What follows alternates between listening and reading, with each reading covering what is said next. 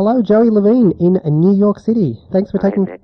thanks for taking time to talk with us. It's a pleasure to be speaking with you. Oh, thank you. Joey, I was reading the liner notes of ID Music, and it mentioned that you sort of grew up in a musical family. Your father was an orchestra leader. So can you tell us a little bit about growing up in a musical family? Was the pressure on? No, not really. It was really quite wonderful. My father was a band leader in the 40s. Had a band in the Army and did very well. And my mother was a singer who had her own radio show in New York City, 15-minute show, and she was a songstress, and she was had a very sweet, wonderful voice. And they met.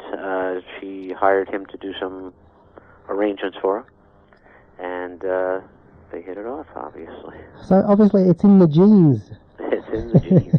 So from growing up into a musical family, was there any other career that you had in mind, or? Any other career? Yeah. Like all Jewish lads, we are born to be lawyers or doctors. That's right. So, my parents had basically told me that I was going to be a lawyer, that I was perfect to be a lawyer, and I was working towards that. But I had a great love of music and had played in bands and started writing songs and showing them around down in the Brill building, which is the big music building, was the big music building at the time where... That's right. Barry, Greenwich and Barry Road and Lieber and Stoller and... Neil Diamond. Oh, yes, Neil Diamond and Carole King. And, so I used to go down there in my free time after high school, and I started pitching my songs, and I started to have some success. So was there some sort of compulsion in you to do that, or? Well, I mean, it's just like, it's like any musician. You're just in love with it, and it's like the fact that you have an opportunity to make a living from it is just... Is it better? Yeah. So, what were the folks' reaction? Well, look, I mean, Joey's obviously not going to be a lawyer or a doctor. Well, I think my father was great with it. He was really, it was kind of like something that he had always wanted to do. Unfortunately, when he came back from the war, the music had kind of changed quite a bit, and he was kind of out of favor, so he had never really gotten a chance to pursue his musical dreams. So I think that when it started to happen for me, he was really quite supportive and in favor of it. My mother was another story, but she went along. So where next, Joyce? You're trying to sell your songs down the publisher's way, and I read here that you had an uncle in the biz, Uncle Alan Stanton, who sort of was a bit of a help. Yeah, Alan Stanton. My uncle was started out as a big publisher and did quite, was responsible for quite a few songs coming through him as a publisher. And then he went on to start producing records through the publisher, and then he kind of built his reputation in the business as a producer. He produced for Columbia, A&M, and had quite success. I mean, he produced an album with the Byrds. He did Ruby and the Romantics. He did Jimmy Jones. Had songs like Good Timin' and Handyman, and he had quite a great career. And when he had heard my songs, he said, "Listen, it's hard for me to be objective being your uncle, so I'm going to send you around to music publishers who are friends of mine and just say, I heard this kid, I'm not even going to tell them we're related, and you'll get honest feedback." Right. So he opened the doors, which was great, because otherwise I probably would have just been like demo tapes on someone's desk. And then keeping your fingers crossed and hoping that, Right, hoping to hear a jingle back. So one of the publishers thought your songs were good enough, and was it music and lyrics, Joey? Were you writing at the time? Yeah. I was writing music and lyrics at the time, and most of the publishers said that my lyrics were a little mundane, and they started to put me together with different people to write, and I wrote with quite a good number of people. I mean, I wrote a lot of songs that I wrote the complete song, but I started to get put together with some great writers. I mean, I wrote with Doc Palmas, and I wrote with... was Angelina Jolie's uncle, Chip Taylor? Chip Taylor, yeah. Did you write any songs with Chip? Chip was at the time was a publisher. He was a A&R man at April Blackwood, and Chip and I sat down, I think, once or twice to write a song, but he put me together with writers like Estelle Levitt, and also with Bob Weinstein, and he put me together with a couple of people. Right, none of them really clicked on the things I had done up there. Though I sold quite a few songs to the publishing company, got quite a number of songs published. But most of my success in writing with publishing companies came with an outfit that was Bobby Darin's company, TM Music. Oh, okay, yeah. Actually, they've just made a film about Bobby Darin, haven't they? Yeah. Have you seen it?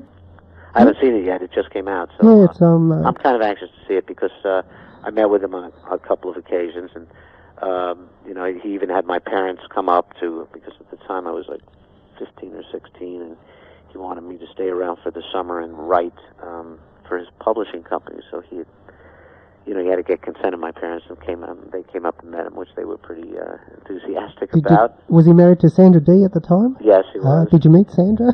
I never met Sandra. No, never met Sandra. And, well, you mentioned your age there, Joey, 15 or 16 at the time. Was that a problem? Or, because, It was only a problem with school. Right. Trying to get out early enough so that I could run to the city for a couple of hours, be with some people, write, and then come back home and do what I had to do, to make my parents permission to go back. Did the teachers know that you were a tunesmith? No, I don't think that I really discussed it with anybody.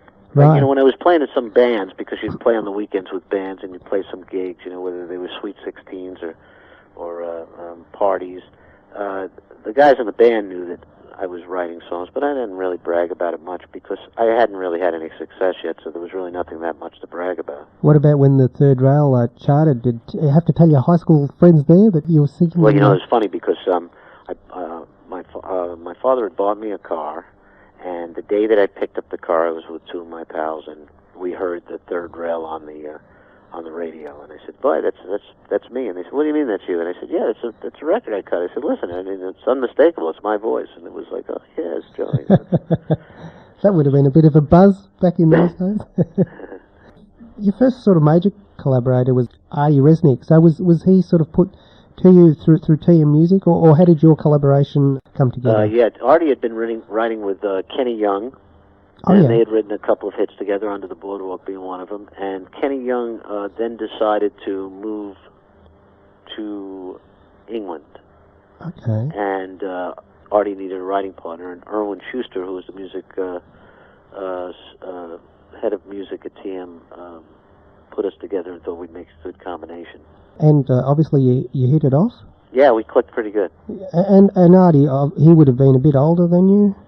Artie's probably was probably around 12, 13 years older than me. Which is quite a sizable gap when... Yeah, it was a pretty big gap at the time. But pretty different. And you work together fine? You just...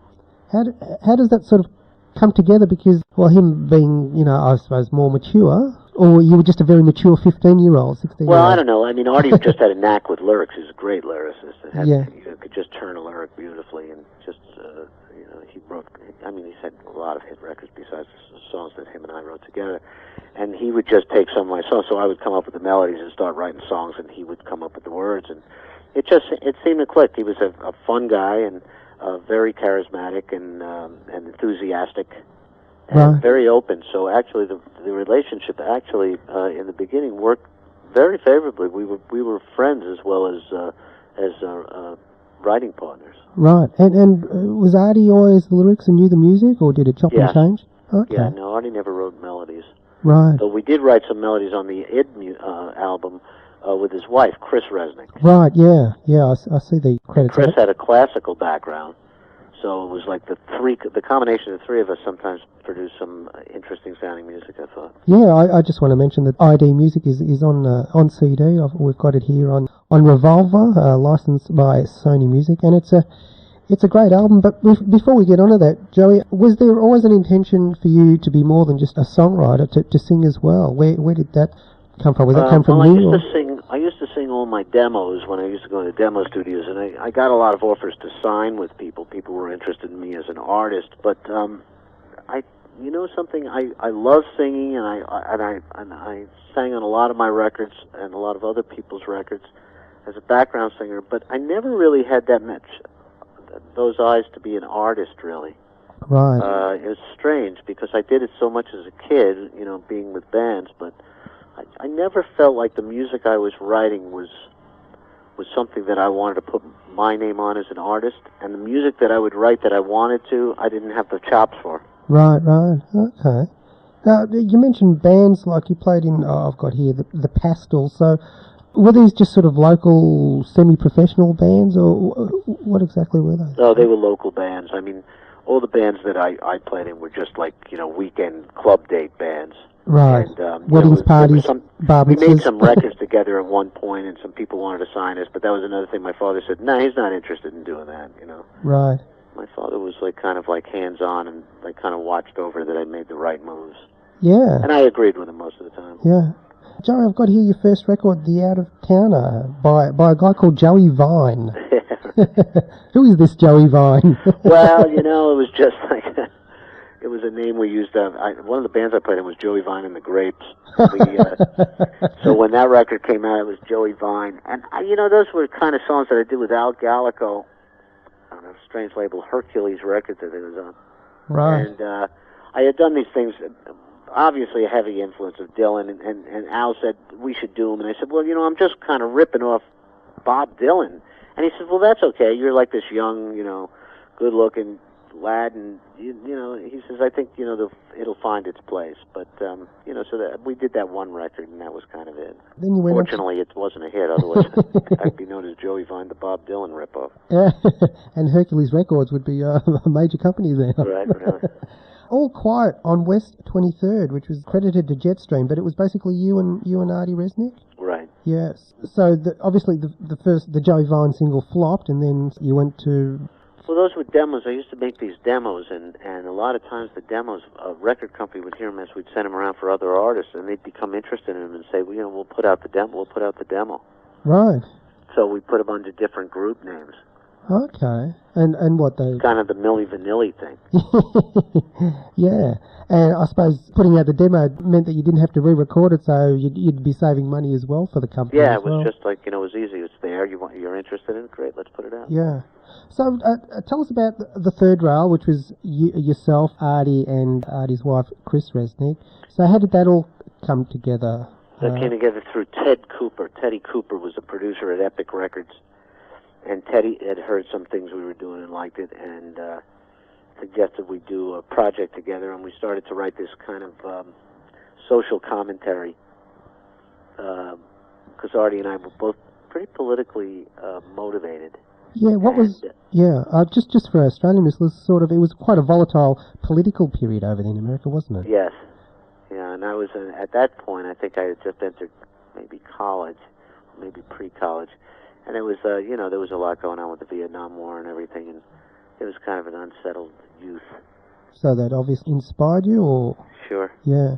This ID music, it's a great album. I'm glad it's on CD, because I think it'd be quite rare on vinyl, wouldn't it? Yeah. Yeah. And of course you've been immortalised, well, Run Run Run has been immortalised on the Fabulous Nuggets compilation that Lenny Kaye did a long time ago, but it sort of has given the third rails, I suppose, street credibility or something like that. It's a fantastic tune about the 9 to 5 routine. So, I mean, did you know about the 9 to 5 routine?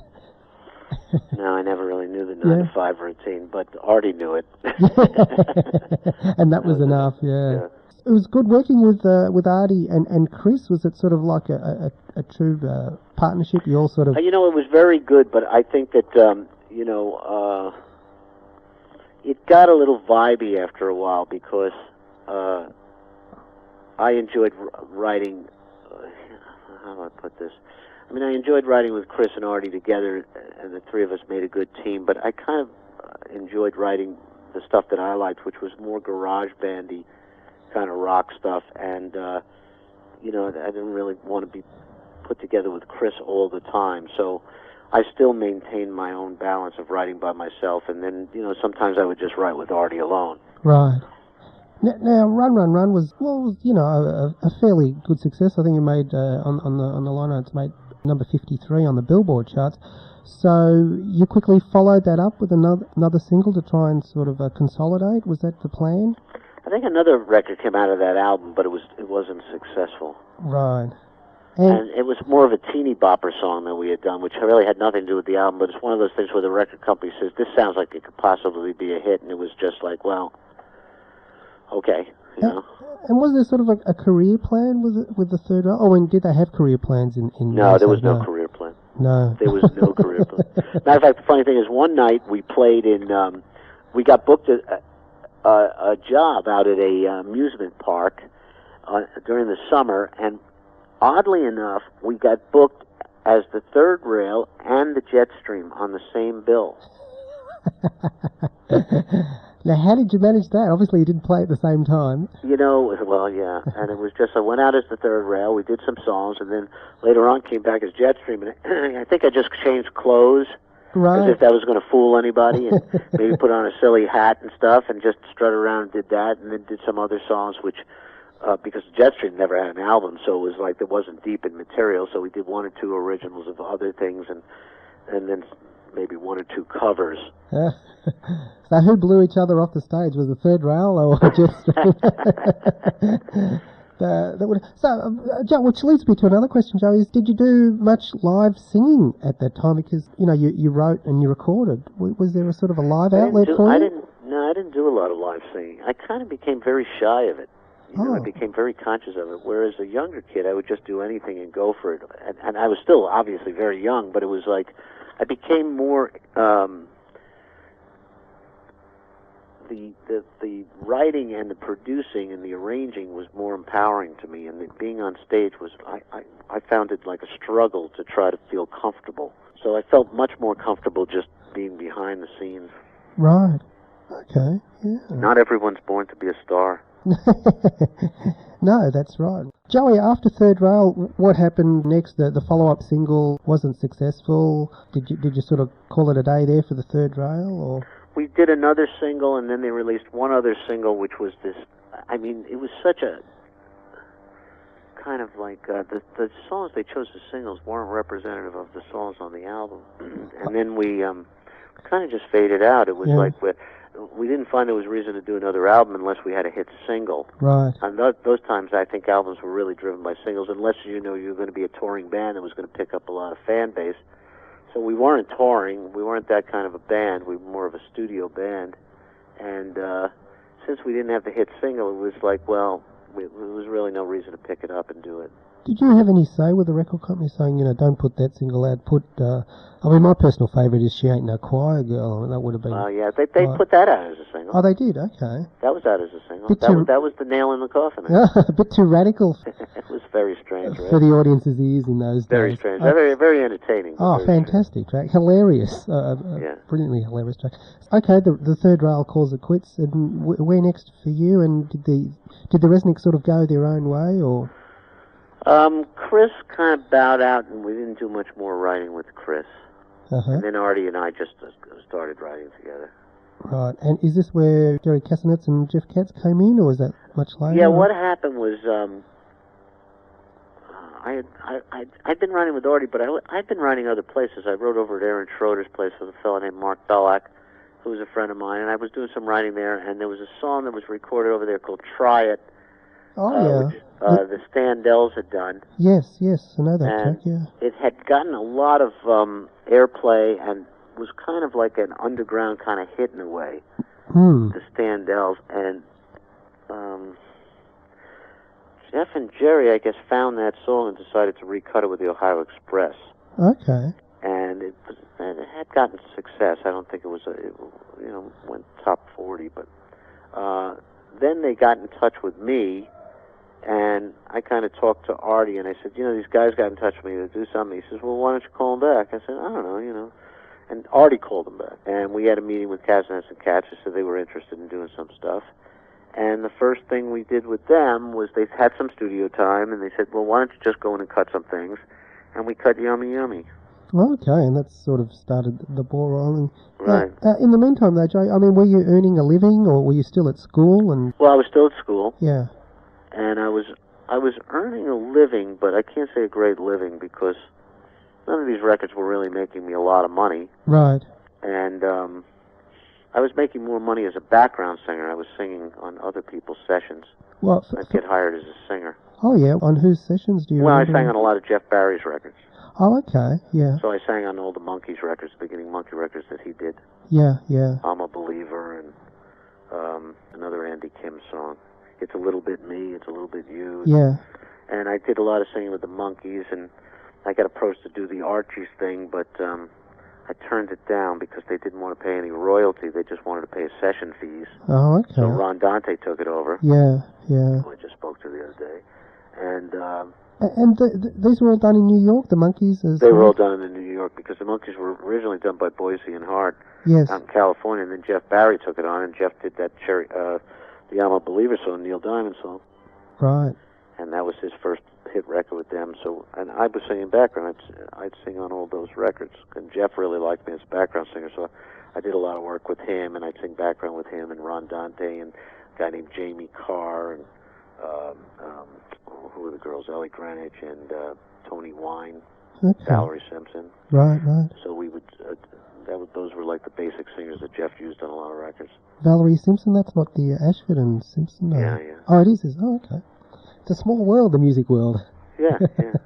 So let's talk a little bit about this Bubblegum. Now, looking back, it seems like a movement, retrospectively looking at it, but was it just, one song after another with sort of no particular design? Because there is a formula to that Bubblegum, that I suppose you call it the Castanets Cats Bubblegum sound. Was that sort of your intention to sort of write? Well, it didn't start out as an intention. I mean, Yeah. it was like, I think Neil Bogart coined the term bubblegum music, and Yummy Yummy, when we had produced the record, that ended up to be me singing on it, only because, once again, I put my voice down and kind of put it down so that the Ohio Express could learn the record. Right. Learn the song, and the next thing I know, I was riding home to my parents' house, and I hear it on the radio as the pick hit of the week, and it's like, I said, oh my God, they kept my voice on it. It was yours, yeah. And so it wasn't by design, but then out of that song, it was kind of like the formula had developed, so then we started to cut songs that were of a certain vein and a lyrical content and kind of eighth feel. We did a lot of eighth kind of chunk rock and roll, which the Cars kind of did, and, a lot of things like that. So we did a lot of that stuff. Right, right. In retrospect, so Bubblegum's one of the reasons we're talking to you is a rather important movement, because I know for a fact that the Ramones were huge fans, and I think they covered some Bubblegum tunes, that sort of very basic beat and that sort of a vocal with an attitude. It's essentially the precursor to the punk of the 70s in a way, isn't it? Or is that pulling the bow a bit too long? No, I mean the Ramones and there's a lot of groups that kind of credit that. That was the music that they were growing up with, so yeah. They kind of influenced their music, and a lot of that eighth feel, like I say, that boom, boom, boom, boom, Yeah. boom, that kind of vibe found itself into a lot of songs and a lot of feelings. The Ramones, Joan Jett, a lot of punk groups. Even REM has kind of like said that they were influenced by a lot of that music. Yeah, I was reading on some website where REM had one of your songs in their playlist, in their live playlist. Yeah. Enjoy Being a Boy. Oh, that's a big feather in your cap there. Would have been a bigger feather if they had recorded it. Yeah. You should get on it, put it on an album, guys. Really? So, were you part of the Castanet stable? Were you like on a wage, or how did that work, Joe?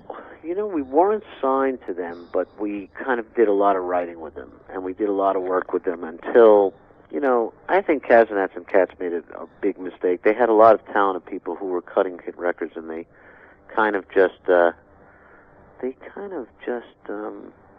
took advantage of everybody. Right, financially or creatively? Yeah, financially. Financially, yeah. And it was like, after a while, it was like everybody just got tired of just getting a story and not getting paid. So that's when Artie and I went out and we formed a little record company for a while. Right, yeah. Castanets and Cats, it does sound like an accounting firm, doesn't it? Yeah, it does, absolutely. They were accountants. You wrote and recorded some fabulous songs like Chewy Chewy, Down at Lulu's. One of my favourites is Shake, which The Shadows of Night do a fabulous version. And I can tell you, Joey, there's a few retro clubs here in Melbourne. Melbourne, I don't know if you probably don't know, Melbourne's a pretty big city. There's about 4 million people here. And it's sort of like, Sydney's sort of like LA, in the fact that they're sort of a bit artificial, and Melbourne's sort of, a bit arty like New York. and there's a few retro clubs, and mainly, 20-year-olds in there rocking along, and I happened to go to one, and Shake was blaring out of the DJ, and he was mixing and all that, and I thought, wow, that is just so cool. That's classical rock and roll record, because I really enjoyed doing that garage band stuff. I used to try to do as much as I could do, because, it was the Bubblegum thing, but I really liked cutting a bunch of that kind of real raw rock and roll stuff. Well, it's timeless stuff, because, what we're talking about 35 years on now, and, it doesn't sound dated, and I'm sure the kids there in their teens and their 20s have probably got no idea that it comes from, 1969 or whatever years. For instance, Crazy Elephant, Gimme Gimme Good Lovin', that's a great track. Was that part of the Castanets stable? Yeah, it was Castanets and Cats, and once again, it was like, they had stables of singers, and once in a while they'd give it to us. We had a program of cutting records up there when we were all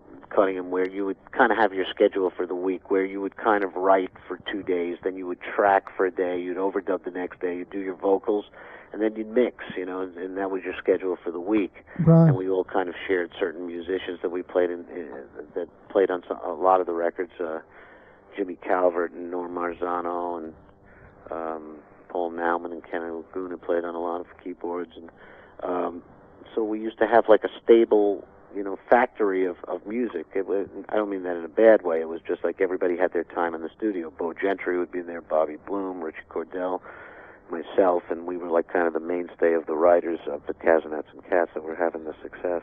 And did you guys mingle afterwards socially? Did you get on, or was there a sort of like a competitive rivalry? How did that work, Joe? No, I was we were all very tight. We'd all hang out together. Yeah. After Castanet Cats, how long did you last with them, Joey? And were you still writing with Artie during this period?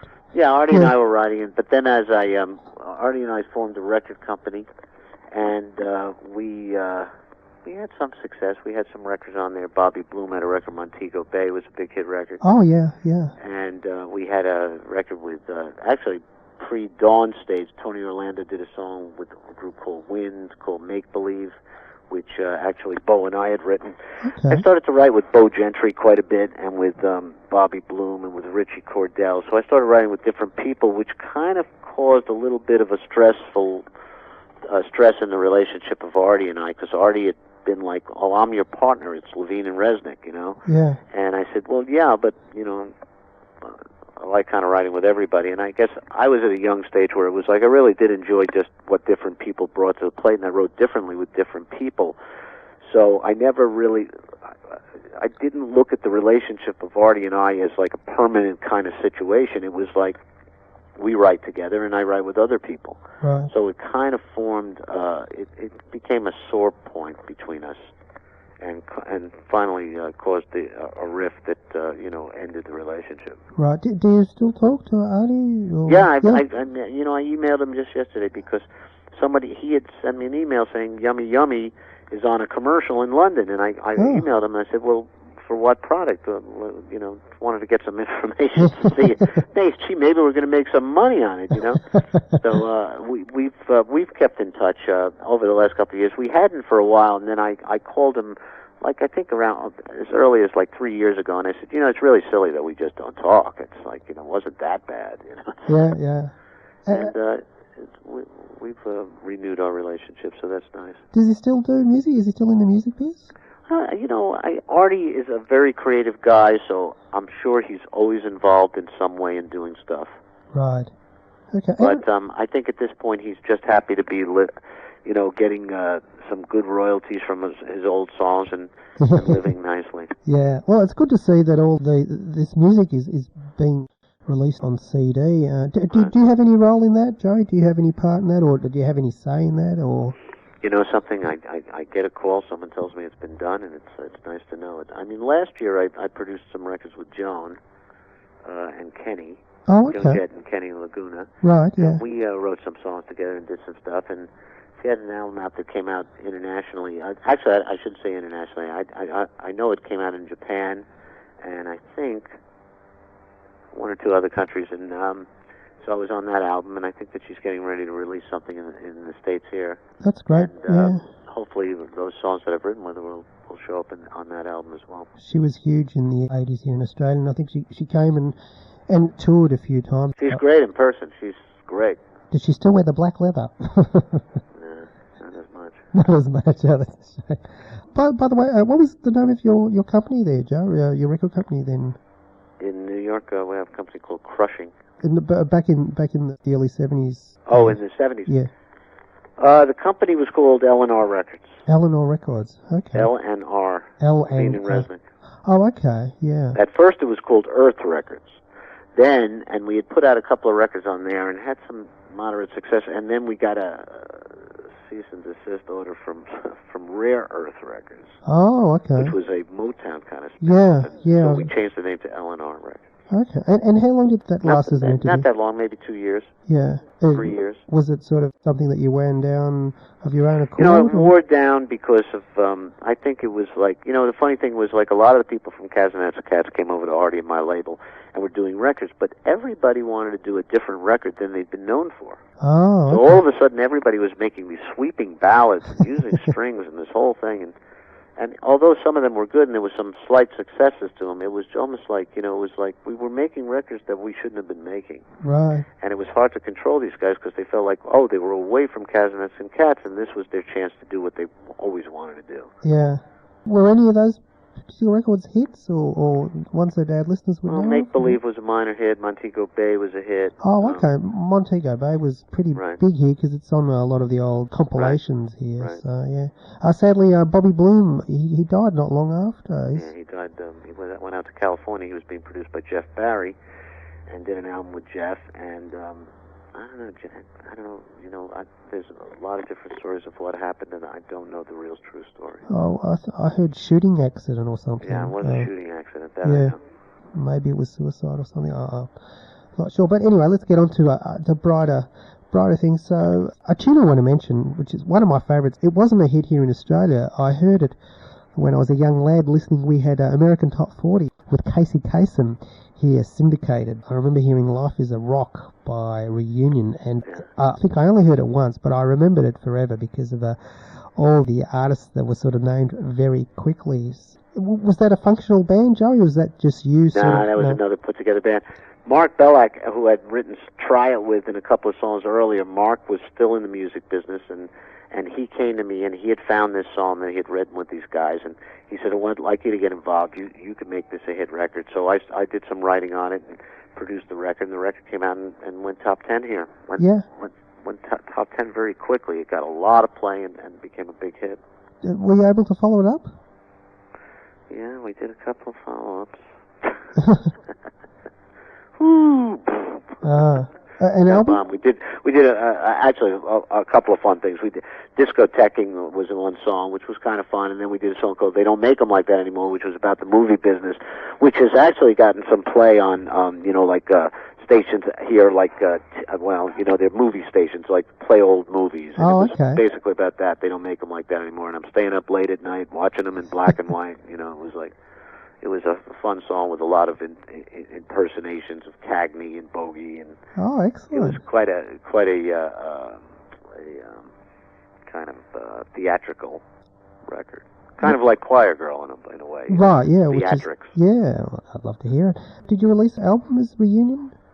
No. You know, the record company wanted it after the hit, and I said, it's kind of a novelty-ish record. It's a fun record. It's a hit record. I said, I don't know that people are going to buy the album. To tell you the truth, I don't want to start spending my own money that I've made to make an album. I said, you guys want to pay for the album and, not charge me for it, I'll do an album. But with record companies, it was like, what? No recoup? No, I don't think so. Yeah. After that, Joey, what was there for you next? What happened to you next?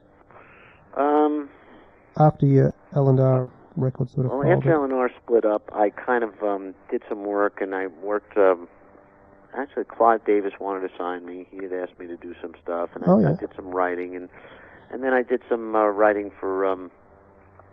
actually, I had some songs covered by some very good artists. Did some songwriting, but a friend of mine was doing commercials, and I started to do advertising commercials and jingles, and found it had a knack for it, so I started to become very popular Oh, okay. doing that. With the advertising agencies and that. Yeah. Yeah. What are some of the products?